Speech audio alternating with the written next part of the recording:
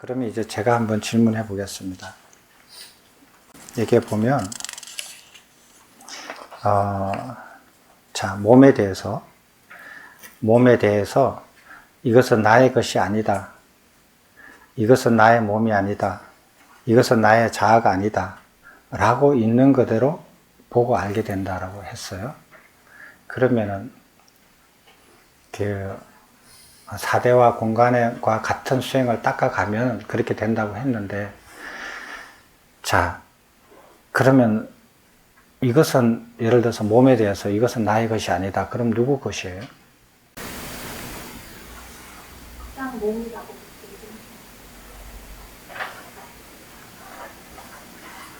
그냥 인식이 존재하지 않는 인식이. 그럼 왜 이것은 나의 것이다라고 생각을 하세요? 잘못 치착하니까. 몸에 대해서요? 네. 그래요. 몸에 대해서 가래가 있어서 그래요. 몸에 대해서 치착이 있어서 이것을 나의 것으로 해요. 나의 것이다. 나의 몸이다. 나의 것이다. 나의 것이다라고 하거든요. 그래서 이렇게 그 땅과 같이, 물과 같이, 바람과 같이, 불과 같이, 허공과 같이 수행을 닦아가면 치착이 없어져요. 그래서 몸을 보고 나의 것이다라고 하지 않아요. 땅을 보고 나의 것이다라고 하지 않듯이. 그래서 치착이 있어서 이것이 가래가 있어서 나의 것이라고 한다. 그러면은 이것이 나의 몸이 아니다 라고 하면은 그럼 뭐라고 해야 되죠? 그때 존재하지 않는 인식일 뿐이다. 인식일 뿐이다. 그럼 나의 인식을 보고 이건 나의 인식이 아니다 라고 하는 건 어떻게 할래요? 그 이제 마지막에 가서는 그것마저도 버립니다. 그것마저도 버려야 되고. 자, 여기서 몸에 대해서 이것은 나의 몸이 아니다 라고 했을 때는 그러면 나의 몸이 아니다 그러면 어떻게 그럼 봐야 돼?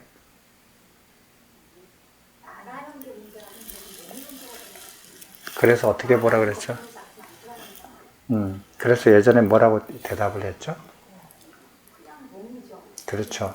이것은 나의 몸이다라고 보는 게 아니라 이것은 몸이다. 이렇게 보는 거예요. 그렇게 보라고 하는 거예요. 그 다음에 이것은 나의 자아가 아니다라는 뜻은 무엇이에요? 몸을 보고 몸을 가지고 이것이 나의 자아다라고 생각하는 사람은 없어요. 혹시 있나요? 근데 이게 무슨 뜻이에요? 그러니까 의식은 몸과 마음으로 이렇게 나눠져 있으니까 몸은 몸일 뿐이다. 몸은 몸일 뿐인데 이것이 나의 자아가 아니다라고 하는 뜻은 무엇이에요? 그러니까 이제 이것은 나의 자아이다라고 하는 사람은 왜 그렇게 생각하죠? 의식을 내라고 생각하니까. 의식마저도 내라고 생각하니까. 의식이 아니라 몸에 대해서 말씀하시는 거예요. 그렇죠. 몸에 대해서 얘기하는 몸의 자가 영원한 상견, 방견 그거 말씀하시는 거. 그래요? 몸을 보고 몸을 두고 이것은 나의 자아가 아니다 라고 하는 뜻이 무엇이냐라는 거예요. 그런 글을 보면 단순하잖아요. 어려운 내용은 아니잖아요. 근데 뜻을 이렇게 한번 생각해보고 지나가는 게 좋겠죠. 이 말은 간단하고 쉽지만은 이게 무슨 뜻인가? 몸을 보고 이것은 나의 자아가 아니다라고 했다고 하면은 누군가는 몸을 보고 이것은 나의 자아다라고 하는, 몸을 두고 나의 자아다라고 하는 사람이 있다라는 뜻이잖아요. 그럼 이제 그런 것은 아까 전에 저분이 말씀하셨듯이 단견이나 상견 같은 거, 몸이 나다. 나 말고 몸 위에는 나라는 거 존재하지 않는다. 몸 자체가 나다라고 생각하는 사람이 있을 수가 있고, 그 다음에 영혼이 나다. 몸은 나가 아니다. 뭐 이런 사람들도 있을 수가 있다고 하는 건데, 만약 단견, 상견이 아닌 그런 사람들한테서는 이게 몸이 나의 자아가 아니다라는 뜻은 어떻게 적용을 할 수 있어요? 보편적으로 적용을 한번 시켜보면요. 이런 거 토론 안 하세요? 공부하시면서? 자아라고 할 수 있는 것에는 여러 가지가 있겠습니다. 예. 몸에 대한 것도 있을 수 있겠고요. 어떤 추천하는 여러 가지들, 나의 정서라고 하는 것도 있고, 어떤 의식이라고 하는 것도 있겠고, 여러 가지들 중을 구성하는 것들이 자아가 있을 텐데, 그 중에 몸 또는 색을 얘기하는 부분에 대한 그 자아가 아니다라는 것들을 알아야겠다. 이런 생각입니다. 네. 아주 이렇게 제가 말씀하기 전까지는 입을 꽉 다무시네요. 말씀 아주 잘해 주셨어요. 사람들은 자아를 형성하면서 여러 가지 영향을 받아요. 여러 가지를, 자아를 형성할 때 여러 가지를 영향을 받잖아요. 근데 부모로부터 영향을 받고, 국가로부터 영향을 받고, 사회로부터 영향을 받고, 또 친구로부터 영향을 받고, 배우자로부터 영향을 받고 하는데 가장 근본적으로 자기 몸에 대해서 영향을 받아요. 자아를 형성할 때. 그죠? 여러분들 자아를 형성할 때 여자라고 자아를 형성하죠? 남자라고 자아를 형성하죠? 형성되어 있잖아요. 그 안에. 벌써 몸을 바탕으로 자아가 형성이 되어 있잖아요. 그래서 몸을 두고 몸을 바탕으로 자아를 형성시키지 말라는 거예요. 자아를 100% 시키는 사람도 있겠지만 10%, 1%, 0.1%도 시키지 말라는 거예요. 그래서 몸을 두고 이것은 나의 자아가 아니다 라는 뜻은 몸을 바탕으로 어떤 자아도 형성시키지 말라는 거예요. 왜? 왜 그렇죠? 아니, 허상을 자꾸 크게 만들어. 집착하지 말라고. 그런 대로 청소년 뒤에는 자아가 형성돼야 되지 않을까. 여기 18살이에요. 자, 그러면은 이제 저분이 이렇게 이렇게 나름대로 이제 생각하시는 분이, 자, 그러면은 몸을 두고 나의 자아, 이것은 나의 자아가 아니다라고 했으면은 무엇을 두고 그러면은 자아를 형성시키느냐 하는 거예요. 그죠? 자아가 뭐 완전히 형성이 안 되면은 그것도 그게 무한가? 글쎄. 그러면은 어떻게 자아를 형성하라는 거예요? 그럼 자아를 형성하지 말라는 게 부처님 가르침이에요? 그러면 이것이 나의 자아다라고 하는 것은 무엇으로 자아를 형성하죠? 아까 전에 말씀하셨잖아요. 자아를 형성하는 데 여러 가지가 요소가 있어서 여러 가지로 영향을 받아서 자아를 형성이 돼 있단 말이에요. 그러면 이런 것들로서 아까 전에 여기 보면 몸을 바탕으로 하는 자아를 형성하지 말라. 색, 그 다음에 수, 느낌을 가지고 자아로 이것은 나의 자아가 아니다. 상, 색수, 생각, 인식을 가지고도 나의 자아가 아니다. 행을 가지고도 나의 자아가 아니다. 식을 가지고도 나의 자아가 아니다. 그렇게 됐단 말이에요. 다 그렇게 돼 있거든요.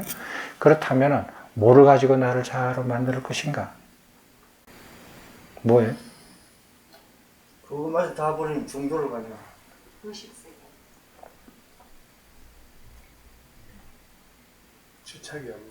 추착이 없는 것 가지고 자아를 만들으라고요? 추착이 없는 변하지 않는 법칙과 자아. 그렇죠. 법을 가지고 자아를 만드는 거예요. 왜? 그거는 무상하지 않으니까. 그래서 우리가 공부를 하는 거예요. 아무것도 모르고 그걸 가지고 자아를 어떻게 자아를 형성을 해요. 자아를 형성할 게 없으니까 지금 있는 걸 버릴 수도 없죠. 그러니까 법을 공부를 하는 것은 법을 공부를 해서 알 것을 완전히 알아가면은 그러면은 버릴 것을 알아요. 나의 자아가 아니다. 이것은 나의 자아가 아니다. 이것은 나의 자아가 아니다. 아니다라는 걸 알고 버리는 거예요. 버리는 거예요. 그래서 법을 이렇게 해서 가는 이유가 여기서 보면 사대와 사대로 이루어진 물질을 이런 색을 몸이라는 것을 이렇게 보고 이것은 나의 것이 아니다. 이것은 나의 몸이 아니다. 이것은 나의 자아가 아니다라고 있는 그대로 보고 안다. 보고 알면은 그렇게 보고 알아야 하는 이유는 뭐예요? 그럼 이제 영원으로 갈 수 없어요. 또 한 번 의견을 계속 얘기해 보셔요. 그 영원한 것이 아니고 겨울 내내 공부를 열심히 하셨을 거 아니에요. 어디 추워서 놀러도 못 가고 이리저리 다니지도 못하시고 공부를 하셨을 텐데 겨울 동안 공부한 거 한번 드러내 보세요. 왜 그러죠? 대충 이렇게 짐작해서 말씀하시지 말고 짐작해서 말씀하신 게 틀리지 않아요. 나름대로 맞으니까 그렇게 하시는 거죠. 그렇지만은 정확하게 우리가 배운 거에서 정확하게 이렇게 말씀을 하시면 더 좋죠. 그래야 배운 게 빛나잖아요. 두루 공부하셔가지고 대답도 두루뭉실하게 하지 마시고 정확하게 차례대로 공부해가지고 정확하게 이렇게 한번 짚어보셔요. 그러한 수행을 바꾸면 세상에 대한 기억과 생각이 사라지고 그렇죠. 사티 수행을 하려면 몸의 출입식구로 사티를 확립하려고 하면은 세상에 대한 싫어함과 탐욕을 버리고 이럴 때 세상에 대한 집착을 버려야 되는데 여기서 보면은 몸과 세상을 같이 보거든요. 근데 집착이 몸에 더 강해요. 몸에 강하고 어떤 사람은 세상에 더 강한 사람도 있어요.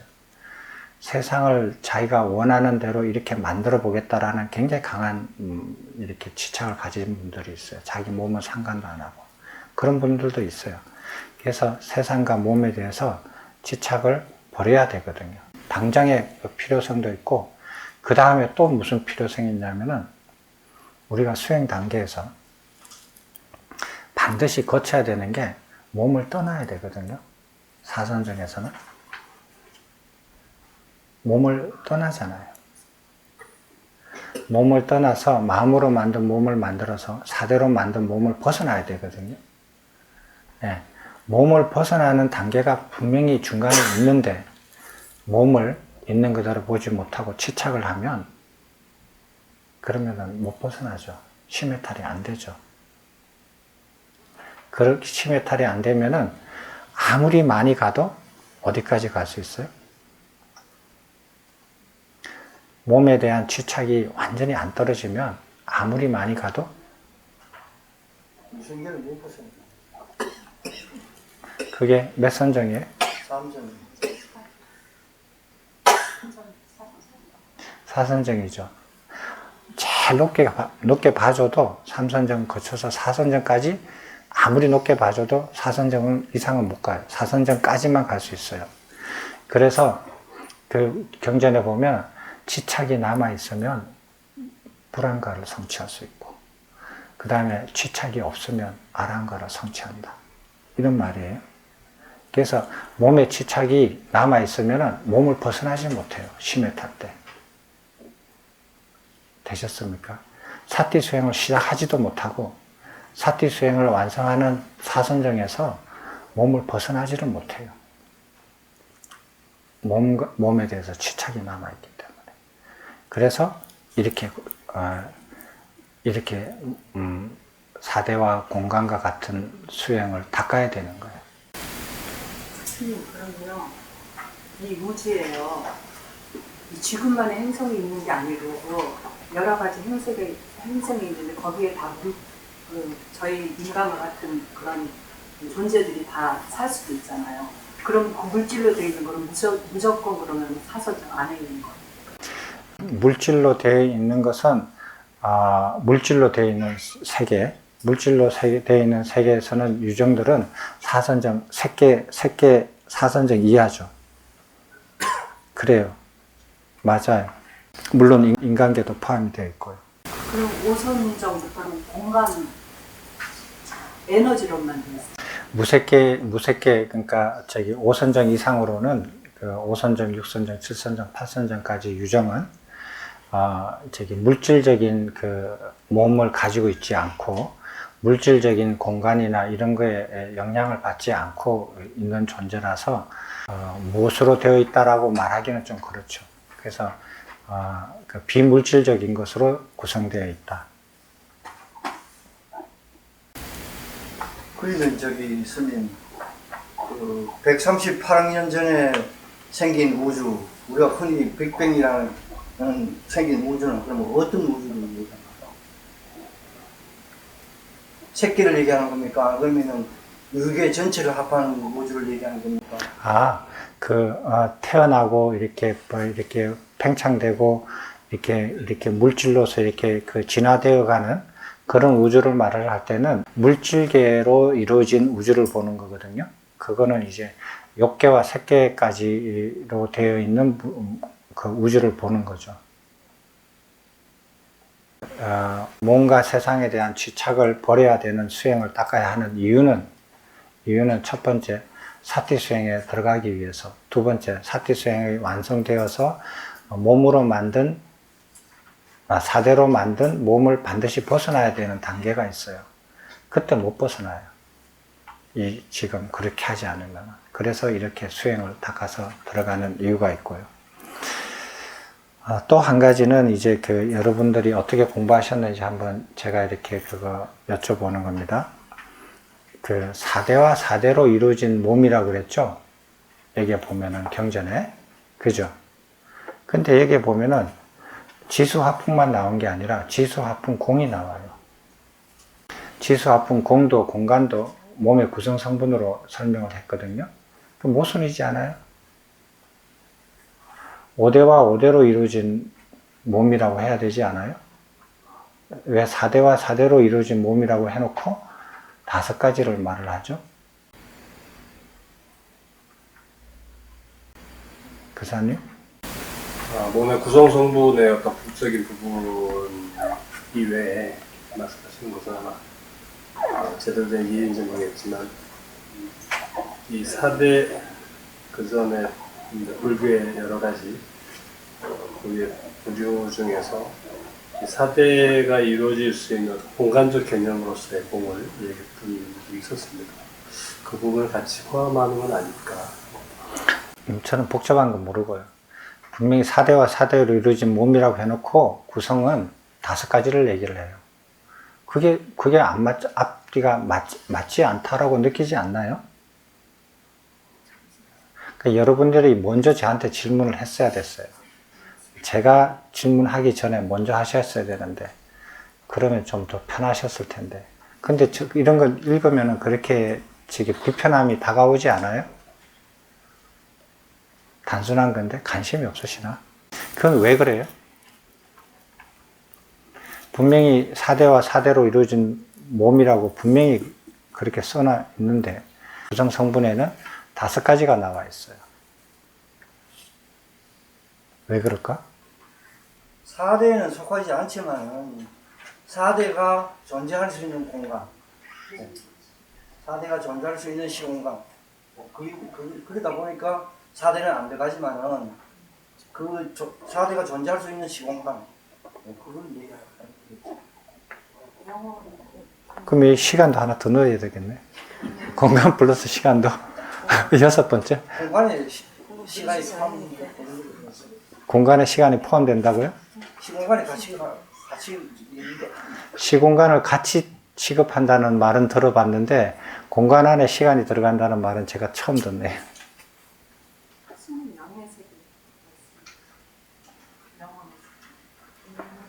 땅, 물, 별, 바람이 있어야 공간이 있을 수 있지 않나요?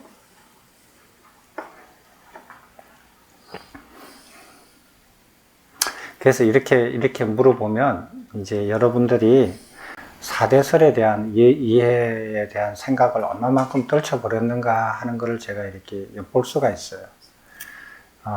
4대설, 그 다음에 요소설 우리 공부하셨죠? 적치설 공부할 때. 그죠? 이해하셨죠?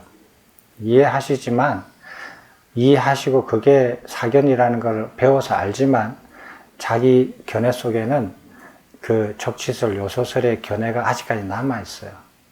남아있는 사람은 지금 제가 이런 식으로 질문하면 대답하기가 좀 황당할 거예요. 대답하기가 좀 어려우실 거예요. 그게 모순처럼 보일 거예요. 형태가 유지되는 공간이 필요하니까. 그러니까 자기 머릿속에 요소설이나 적치설에 대한 잘못된 생각들이 그 잘못된 생각이라는 걸 알아서 그것을 어느 정도 벗어난 사람, 충분히 그걸 이해를 해서 그렇게 하면 안 되겠다. 이거는 사견이구나. 라고 어느 정도 이렇게 인지를 해서 버려서 견해를 가진 사람은 그냥 아무 문제 없이 그냥 쉽게 대답을 할 수 있는데, 그렇지만은 요소설이 아직까지 사견임에도 불구하고 배웠음에도 불구하고 자기 머릿속에 요소설에 대한 견해가 강하게 이렇게 머릿속에 박혀 있거든요. 이렇게 쉽게 어떻게 보면 DNA에 완전히 포함이 되어 있어요. 사람들이 오랜 역사 속에서. 그래서 정법보다 정견보다 사견이 더 이렇게 강하게 입력이 되어 있어요. 사람들한테. 그걸 벗어나기가 어려워요. 그래서 그걸 어느 정도 벗어나신 분이라면 이런 거를 이렇게 쉽게 이렇게 대답을 하실 수가 있을 거예요. 예. 저는 이제 육계의 그 인식 대상의 진료로 이렇게 해서 약간 그런 생각이 없잖아 있었지만 그냥 지나갔거든요. 근데 그렇게 생각하는 게 안 되는 되게 신념처럼. 육계하고는 또 다른 문제죠, 여기서는. 몸의 구성 성분을 보는 거니까. 그래서 경전에 보면은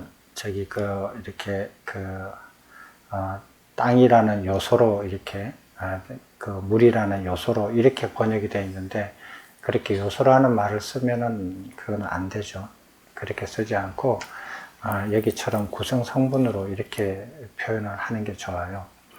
그래서 그렇게 이제 그런 부분들도 이제 이해를 하시고 지나가시면은 좋겠어요. 그래서 아까 전에 지적하셨듯이 땅과 같은 수행을 닦아간다. 땅처럼. 진짜 세상에 땅은요, 그거 이렇게 인간 역사를 다 꿰뚫어 보고 있을 거 아니에요.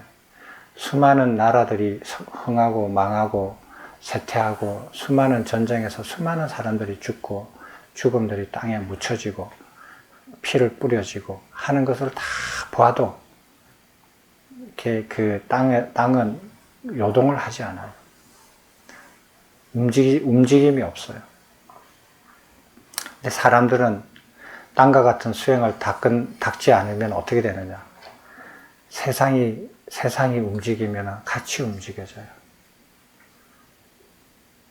세상이 망하면은 사람들도 움직여지고, 세상이 흥하면 또 흥한 대로 움직여져요. 땅 위에서 수많은 사람들이 길을 가다가 만나고 길을 가다가 헤어지고 해요.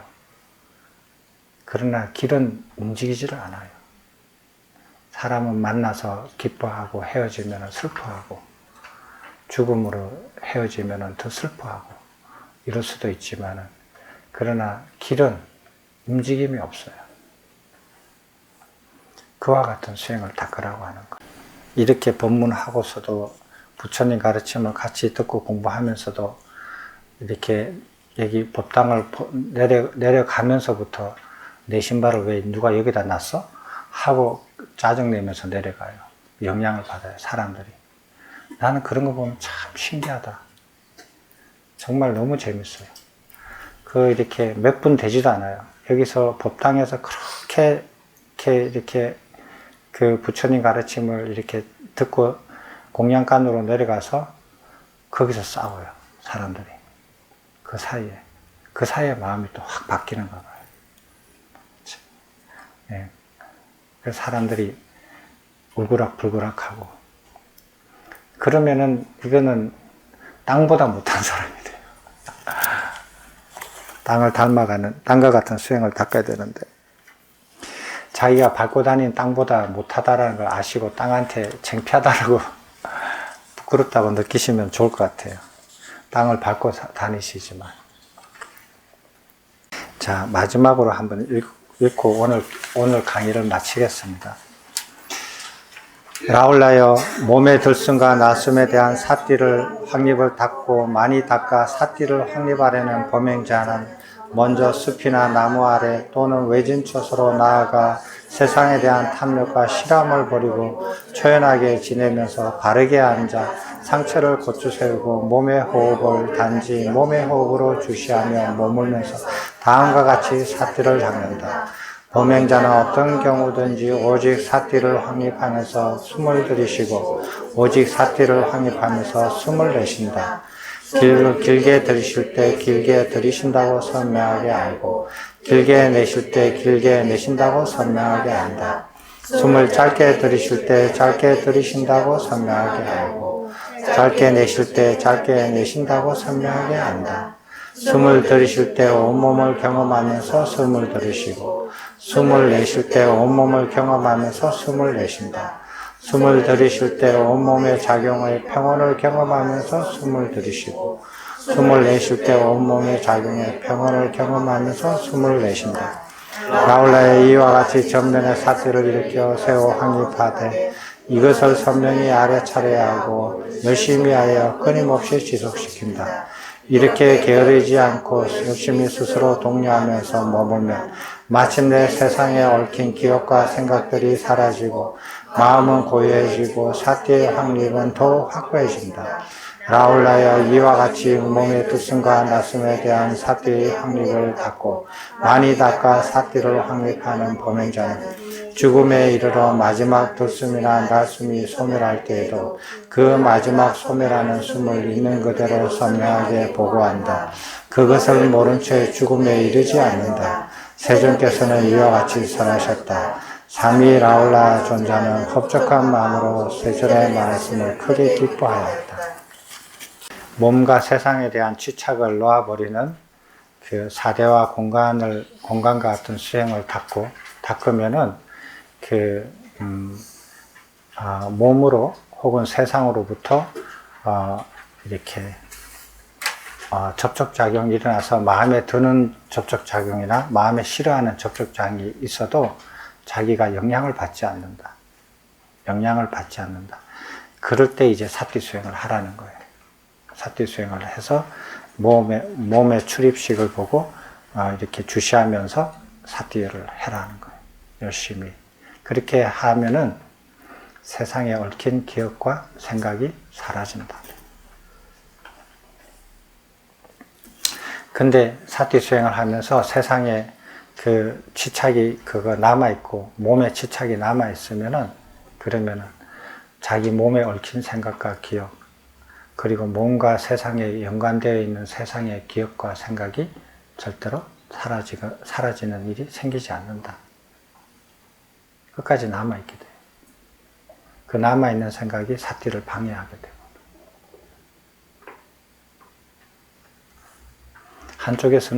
한쪽에서는 사띠 수행을 하려고 하는 의지가 있고 한쪽에서는 집착을 해서 생각을 쥐고 있고 두 개 동시에는 이룰 수 없는 거죠. 그렇게 해서 바르게 이렇게 수행을 해 나가면 자기가 세상이나 자기 몸에 대해서 집착이 남아있는 것을 알면은 그 집착을 버리면서 사띠 수행을 하고 사띠 수행을 하다 보면 또 발견되어 있는 집착이 남아있으면 또 그것을 버리고 그렇게 하면서 선후가 엄격하게 이렇게 나누는 것보다 서로 이렇게 보완시키면서 계속 이렇게 점점 세상의 집착을 뭔가 세상에 대한 집착을 점점 없어지면서 사띠를 점점 확립하는 단계로 이렇게 나아가게 되죠. 그렇게 해서 세상에 대한 기억과 생각이 다 사라지면 사띠가 확립이 돼요. 자, 질문 있으십니까? 아까 지수하프 그 공이 뭐라고 하시나요? 공간요. 공간. 네, 그냥 여기 보면 나오잖아요. 콧구멍에 있는 공간, 목구멍에 있는 공간, 귓구멍에 있는 공간이 있잖아요. 알겠습니다. 예, 공이라는 걸 막 그냥 대성불교에서 말하는 이상한 공 그런 공 말고요. 사태 수행의 그 1차적인 목표는 내가 집착하고 있는 것을 알아내는 겁니다. 아니요. 치착하고 있는 것을 버리는 거예요. 그거 알아야 버리는데, 그거 이제 이렇게 자기가 모르지 않잖아요. 지금. 모르지 않잖아요. 그래서 스와티 수행하기 전에, 딴과 같은 수행을 해라. 모르지 않잖아요. 그러니까 그걸 딴과 같은 수행을 하면서 그 치착을 버려가면서, 그리고 사티 수행을 병행을 해도 되죠. 뭐 하나 완전히 완벽하게 완성하고 그 다음 단계 하겠다. 이러면은 2단계 완벽하게 하기 전에 죽어버리면 어떡해요? 그러면은 좀 너무 좀 그렇지 않아요? 그러니까 서로 보완해가면서 하시면 좋겠어요. 스님께서는 몸과 세상에 대한 시착을 버리셨나요? 아니요. 아니요. 아직 못했어요. 혜선이처럼. 그렇지만 대통령은 되고 싶지 않아요. 스님, 제가 아까 질문하는 거 이렇게 제가 그 포인트를 잡았는데요. 예.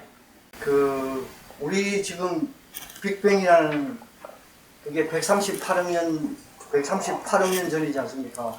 그런데 이제 이 외성은 거리가 39년 광년, 네. 그냥 39광년이거든요. 그러면은 아까 이제 그 빅뱅이라는 우주가 그보다가 훨씬 더 크고 광범위하다는 걸 얘기하는데, 여기서는 어떤 문장이 나오나 하면은 이는 현재 우주의 나이보다. 그러면 우리 현재 그 문장을 전부 다 읽으세요. 전부 저한테 다 읽어주세요. 그러지 마시고 전부 다 읽어보세요. 이게 3페이지에 달하는데 그 끝에 그 문장만 읽으세요. 예. 그러나 그는 한 가지는 확실하다며 작은 외성인 테라피스트 원이 수소를 소모하는 속도가 매우 느리기 때문에 수명이 10조년에 이를 것으로 예상되며 이는 현재의 우주 나이보다 700배 이상이 길다고 지적하고, 그 정도면 생명이 진화하기에 충분히 긴 시간이라고 할 수 있다고 말했다. 그거는 과거하고 미래하고를 혼돈해서 지금 이해를 하시는 거예요. 그 별이 그 수명이 그 10조? 예, 예. 10조라 그랬어요? 예, 10조.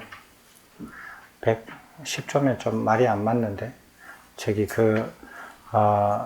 138억 년은 과거를 말을 해요. 과거에 이제 우주가 이렇게 빅뱅 해가지고 현재까지의 나이를 말을 하는 것이고, 거기에 있는 외성은 37광년 떨어져 있는 작은 별이란 뜻인데, 태양의 약 10분의 1 정도 크기예요. 근데 그 별은 이렇게 크기가 작기 때문에, 그 별 안에 있는 수소를 이렇게 연료로 삼아서 빛을 내거든요, 별이. 근데 작기 때문에 그 수소를 천천히 태워요. 아주 천천히 태우기 때문에 그 수명이 아까 전에 700배라 그랬어요? 예, 현재 우주가 700배니까 700배 곱하기 100 하면은 7만이니까 억에다가 7만이니까 약 7조네요. 몇 조가 되네요. 10조 정도 되네요. 10조 정도의 수명을 가지고 있다라는 거예요. 여러분, 수명하고 나이하고 혼돈하지 마세요. 수명하고 나이하고 혼돈하지 마시라고요. 나이는 지금 나이고요. 과거부터 지금까지고, 수명은 미래에 살 수 있는 기대치예요. 그러니까 그 별이 수명이 한 10조 정도 된다. 10조 정도 되는데, 그렇다고 해서 10조 정도까지 살 수 있느냐? 그렇지는 않죠. 왜? 우주가 붕괴가 되면 그 안에 있는 거는 더 살 수 있어도 죽는 거죠. 예를 들어서 지구가 파괴됐다. 그래서 모든 생명들이 죽는다. 근데 그 시점에 어떤 사람이 나이가 20살이 될 수도 있잖아요. 그 사람은 100살을 더 살아야 되는데도 불구하고 지구가 붕괴되기 때문에 20살만 살고 죽어야 돼요. 그렇잖아요. 그러니까 그 별도 10조를 더 살 수 있지만 우주가 붕괴돼 가지고 사라지면 그 별도 같이 죽는 거죠. 그게 우주가 멸망한다라는, 붕괴된다는 뜻이에요. 그런데 이제 그 과학자가 얘기하는 포인트는 뭐냐 하면은 그 별은 현 상태를 유지하고 굉장히 오랫동안 머물러 있을 수가 있고 지금까지 또 머물러 왔다라는 거예요. 현 상태를. 그러니까 현 상태를 계속 유지해 왔다는 거예요. 큰 변화가 없이. 그냥 안정적으로. 그리고 거기에 달려있는 지구와 같은 행성은 7개가 있는데 지구 크기하고 거의 비슷해요. 그리고 별이 있고 행성이 7개가 있는데 지구하고 거의 크기가 비슷하고 이 별이 변화가 거의 없이 오랜 세월 동안 계속 있어 왔기 때문에 지구와 같은 환경이 유사하게 7가지 중에서 있을 수 있다. 물이 있고 나무가 있고 바다가 있고 산이 있고 뭐 이렇게 있을 수가 있다. 형성될 가능성이 크다. 분명히 크죠. 커요. 그리고 거기에 생명이 있을 수가 있어요. 예, 있을 수 있죠. 근데 거기에서 생명이 빛으로 날아와도 37년이 걸려요. 37년이 걸린다는 뜻이에요. 근데 현재 우주 나이보다 이랬거든요. 그럼 현재 우주라는 건 뭘 얘기하나요? 그래서 138억 년. 138억 년에 700배니까 10조 정도가 더 살 수 있다. 그러니까 그건 수명을 얘기하는 거예요. 그 별의 수명이 그래 길다라는 거예요. 그러니까 그 과학자가 얘기하는 것은 미래에 만약에 거기에 행성이, 거기에 지구와 같은 환경이 지금 없더라도 미래에는 반드시 생길 확률이 크다라는 거예요. 그런 거를 의미하는 거죠. 저는 듣기에 북극성이 저희들 같은 빛이 오는데 지금 과학계가 발표한 게 1000년이 걸린다는 얘기를 제가 들었거든요. 그러면 그건 1000년이 걸리고 이거는 39광년이면 뭐 또 훨씬 작은 거잖아요. 가까운 거죠. 예, 가까운 거잖아요. 그럼 우리가 보고 있는 현재 이 천체라는 거는 그럼 어디까지 우주를 아까 전에 138억 년이라든지 이렇게 어디까지 우주며 아까 제가 제일 처음 드린 대로 138억 광년이라는 우주는 뭘 의미하면 이제 이렇게 그거를 알고 싶거든요. 아랑가를 이루세요. 그거 다 안다고 해서 아랑가 되는데 도움이 안 돼요. 지금 우리의 우주가 이제 과학자들이 말하는 우주하고 우리가 이제 불교에서 말하는 우주라는 개념하고 약간 다르거든요. 과학자가 말하는 우주는 이제 138억 년이라는 것은 뭐냐면은 팽창이 138억 년까지 되어 있는 그 한계가 우주예요. 그래서 아까 전에 뭐 39년이라 그랬죠. 굉장히 가까운 거리에 있거든요. 굉장히 가까운 거리에 있어요. 우리 은하가 10만 광년이에요. 길이가. 빛이 10만 년 동안 가야만이 우리 은하를 벗어나요. 굉장히 길거든요. 근데 37년이라고 생각하면 뭐 그거에 뭐 거의 바로 우리 은하 안에 이제 들어있는. 예, 바로 옆에 있는 거죠. 이웃이라고 봐야 되죠. 근데 그럼 옛날에는 왜 못 봤느냐는 거예요. 옛날에는 왜 못 봤느냐? 너무 작아서요. 아까 그 외성이라고 되어 있죠. 태양보다도 더 작아요. 태양도 작은 편에 속하거든요. 별로 치면 작은 편에 속하는데 그 작은 태양보다도 10분의 1이니까 너무 작아서 안 보였던 거예요. 옛날에는. 근데 지금은 보는 것은 저기 우주로서 만원경을 인공위성에 이렇게 올려다가 쏘아 올려 부셔서 보니까 보이는 거예요. 제가 이렇게 이렇게 공부할 때만 하더라도 행성 자체를 발견을 못했어요. 우주에 행성이 있을까 없을까? 태양계 이외에 행성을 하나도 발견을 못했어요. 근데 지금은 행성을 발견한 지가 벌써 수년이 지났고, 그리고 그 지구 크기와 같은 행성이 여러 개 있다라는 것을 지금은 뭐 너무 많이 이렇게 드러났는데, 그것도 컴퓨터로 관측을 해서 그래요. 사람 눈으로 보면 그걸 관측을 못 해요. 근데 컴퓨터로 해가지고 그걸 관측을 했는데, 여러분도 보면 재밌어요. 별이 이렇게 가까운 별을 큰 만원경으로 보면은 별이 이만하게 보이잖아요. 이만하게 보이거든요. 그래서 컴퓨터로 계속 그 별을 이렇게 만원경을 이렇게 그 별에다가 고정시켜서 따라가게 만들어요. 따라가게 만들면서 그 조도 있죠. 밝기를 컴퓨터를 계속 계속 입력을 해요. 근데 밝기가 변하는 거예요. 변할 이유가 없는데 변하는 거예요.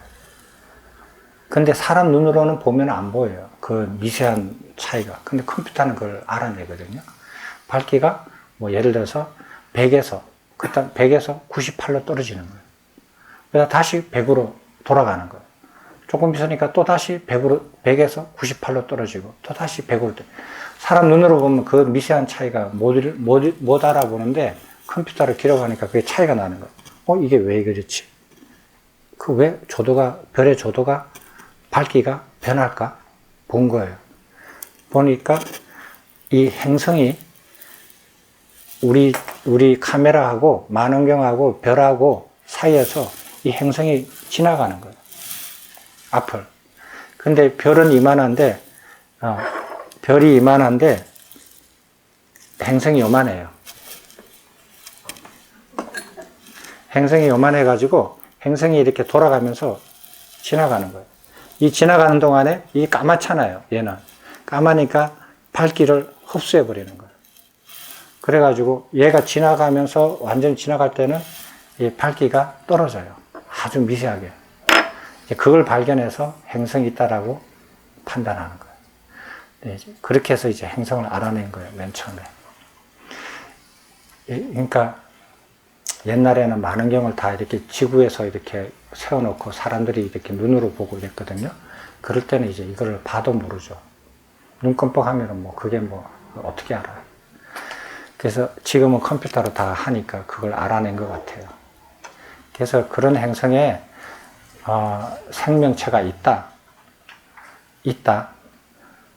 우리가 가볼 수는 없지만, 우리 경전에 보면 그 생명체가 있다라고 이미 나와 있잖아요. 나와 있는데, 의식 차원들이 인간이 9단계 중에서 제일 아랫단계예요. 의식이 제일 낮다라는 거예요. 그 의식이 높은 단계에 있는 중생들은 키가 어떻게 크고 어떻게 태어나고 뭐를 먹고 의식 상태는 어떻게 돼 있다라는 게 다 설명이 돼 있잖아요. 뭐가 궁금해요? 과학자들은 그거 이렇게 지금까지 찾아낸 것만 해도 이렇게 아주 이렇게 많은 노력을 기울여서 찾아냈지만, 거기서 가가지고 이렇게 사람이 사는지 생명이 있는지 그 사람들의 차원이 어떻는지 가서 대화를 해보고 관찰을 해보고 조사를 해봐야 알거든요. 언제 그렇게 하겠어요? 그렇게 하다가 또 수백 년, 또 수십 년이 지나가겠죠. 그렇게 되면 우리는 이미 죽은 상태고, 그게 세상에 대한 집착이에요. 세상이 우주라는 말로 바뀌었다는 것 뿐이죠. 알고 싶잖아요. 근데 알고 싶은 게 호기심이고, 호기심이 그걸 다른 말로 표현하면은 알고 싶은 그 집착이 있는 거거든요. 우주를 알고 싶다. 몸에 대해서 알고 싶다. 보석에 대해서 알고 싶다. 뭐 건강에 대해서 알고 싶다. 음식에 대해서 알고 싶다. 뭐 알고 싶은 게 많잖아요. 그게 다른 말로 표현하면 다 집착이에요. 왜? 알아야 할 것은 알지 않고 버려야 할 것을 계속 알아가려고 하니까 그게 집착이라고 하는 거예요. 그래서 알아야 할 것을 아는 사람은 버려야 할 것을 알려고 하지 않아요. 물론 궁금해하면 얘기는 해줄 수 있죠.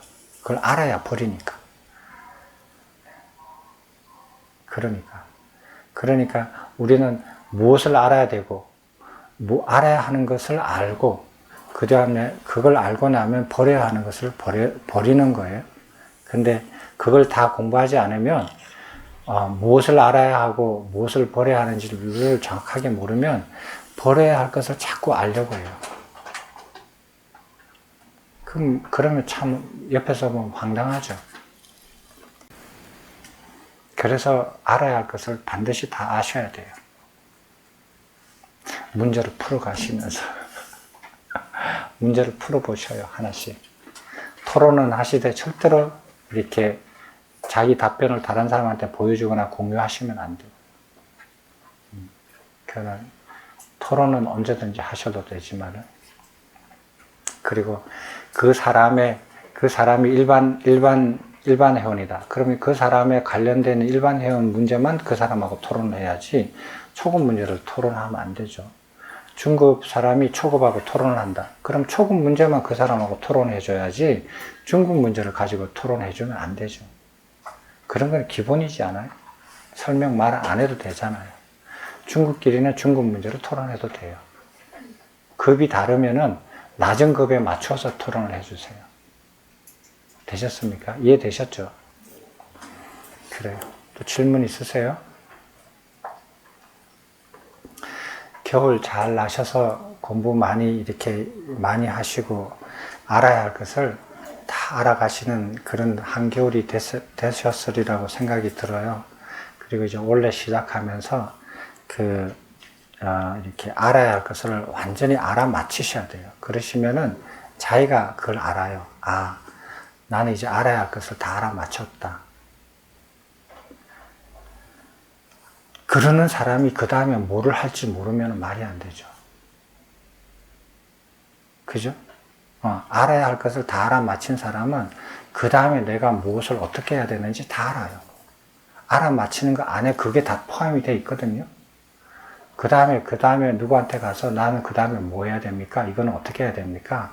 이게 뭡니까? 이런 물어보지 않아요. 왜? 알아야 할 거 다 맞췄기 때문에. 그렇게 해서 알아맞히시면 좋겠어요. 그러면은 세상이나 뭐 다른 거에 대해서 뭐 궁금한 거나 뭐 이런 거 자기가 모르는 어떤 것을 막 안다고 이렇게 뽐내는 사람들, 막 자랑하는 사람들, 그런 사람들 안 부러워해요. 그리고 위축도 안 돼요. 그런 거. 왜? 버려야 할 것을 안다고 막 떠들어대니까.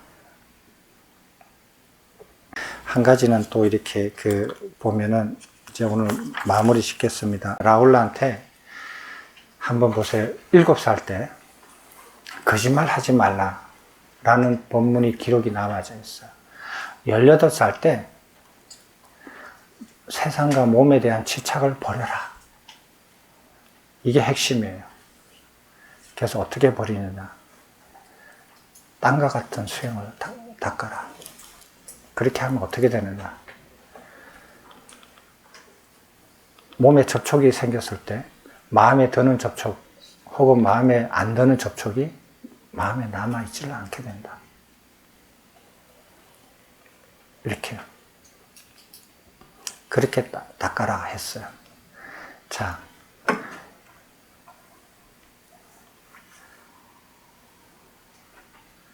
여러분들이 이렇게 이런 본문을 읽으면 자기가 다 이해한다고 생각을 하셔요. 이해를 하시는데, 거짓말 하지 말라. 뭐, 그때 신구의 사명에 대해서 그거 얘기할 때 요약을 하면은 거짓말 하지 말라는 건데, 7살 때. 근데 그때 그 본문을 하시고 11년이라는 세월이 지나서 지금 이 본문을 하셔요. 그죠? 여러분은 그 본문을 듣고 몇 달 후에 이 본문을 들었어요.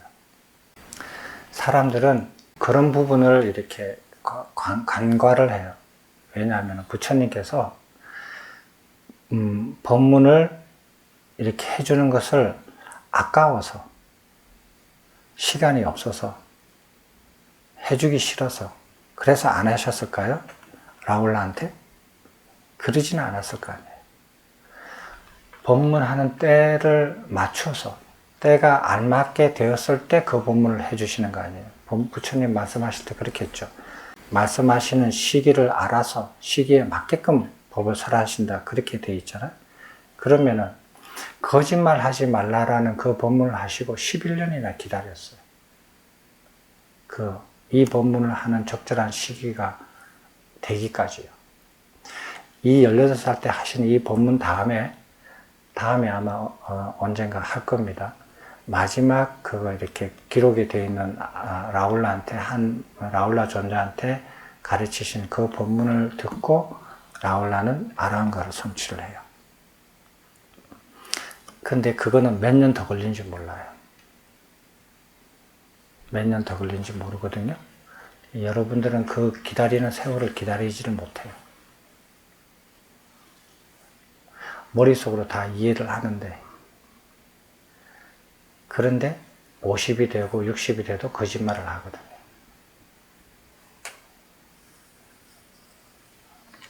그러니까 진척이 안 나가는 거예요. 본문을 다 알아도, 다 듣고 이해를 해도 진도가 안 나가지는 거예요. 다음 그 부처님께서 라울라 존자한테 하신 법문 내용은, 제목은 뭘 것 같아요? 어떻게 해서 그 다음에는 딱 한 번 법문하고 그것으로서 라울라 존자가 아라한가를 성취하셨겠어요? 뭐를 주제로 할 것 같아요?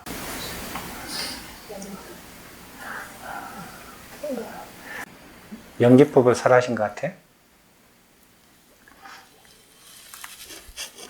혹시 이렇게 추측하실 만한 분 계세요? 10개월 10개월. 세상 몸에 대한 집착을 했으니까 그 다음에 마음에 대한 다음에 기대해 보십시다. 다음에 공지해 드릴게요. 그거 보고 이렇게 다음에 공부하시면 될 것 같아요. 우리는 이렇게 법문을 듣고 이해하고 다 안다라고 생각하지만, 이렇게 라울라 존자 같이 그 법을 배우는 비구들 중에서 제일 간다라는 라울라 존자한테도 그런 세월이 걸려요. 세월이 걸려요. 이 법문하고도 많은 세월이 걸려요. 몸의 집착을 버리는 수행을 하는 것, 이해는 쉬운데 그걸 과연 실행을 했느냐는 소리예요. 실행을 해보면 알아요. 지나가다가도 한번 슬쩍 이렇게 말을 한번 걸어보세요. 몸이 좀 안 좋아 보이셔요? 얼굴이 퍼석퍼석 하셔요? 왜 어디 아프세요? 얼굴 빛이 안 좋아 보이세요? 이러면은 좋아 보이는 사람한테 그렇게 얘기해 보세요. 그러면 기분 나빠하고, 그 다음에 진짜 퍼석퍼석한 사람한테 얼굴이 참 맑고 좋으시네요 하면은 오히려 더 기분이 막 들뜨고, 그 말 한마디 이렇게 살짝 해도 사람들이 기분이 나빠하고 좋아하고 막 그래요. 얼굴이 드러나요, 보면. 그래서 이렇게 과연 이렇게 몸의 집착을 버리는 수행을 이렇게 법문을 해도 과연 세상과 몸에 대한 집착을 정말 버렸는지 안 버렸는지는 그걸 보시고 이제 그 다음 법문을 하셔요. 부처님께서. 이렇게 앉으셔서 제가 이렇게 저도 궁금해서 한번 봤는데, 이렇게 앉으셔서 이제는 때가 됐구나 해서 라울라 존자를 불러요. 자리를 가지고 오느라 하고 불러서 이제 말씀을 하셔요. 우연하게 이렇게 하는 게 아니고.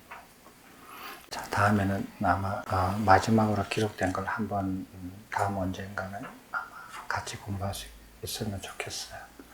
오늘 다른 질문 없으면 마쳐도 될까요? 네, 마치겠습니다.